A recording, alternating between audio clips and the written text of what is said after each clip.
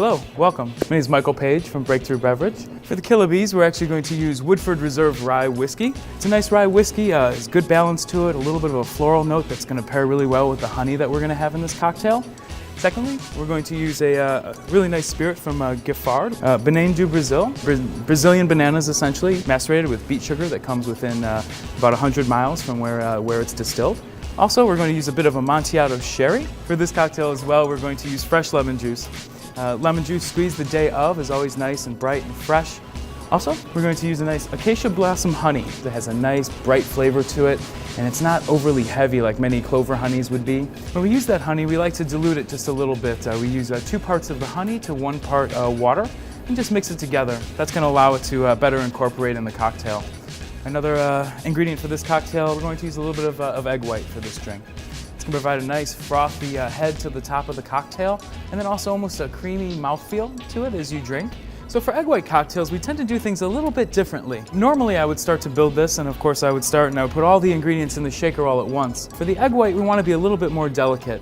So what we're going to do is we're going to add all the ingredients that have sugar and acid first to the shaker. We're going to shake that, and then we're going to open the shaker up, and then we're going to add our high-proof spirits. So to begin, we're going to start with 3/4 of an ounce of the egg white. Next, we're going to use the acacia blossom honey, a whole 1/2 ounce. For the Banane do Brazil, we're going to do another 1/4. Very strong stuff, so it doesn't need a lot, and we just really want that banana flavor to peek through just enough to enjoy it, but we don't want it to get cloying or over banana-y.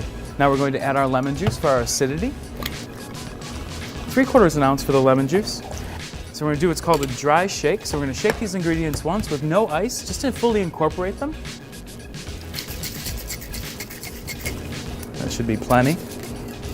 So we'll start with 1.5 ounces of the Woodford rye.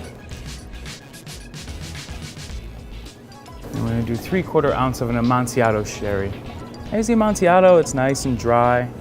Now that that's all in the shaker, we're going to do one final shake. This one's going to be a wet shake. I like to add 2 large ice cubes, and I like to shake it until they're almost dissolved.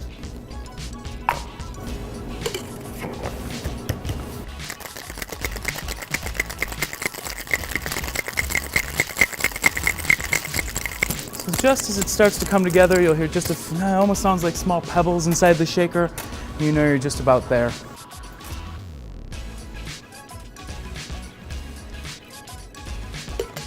And we're going to garnish that with a nice Meyer lemon chip.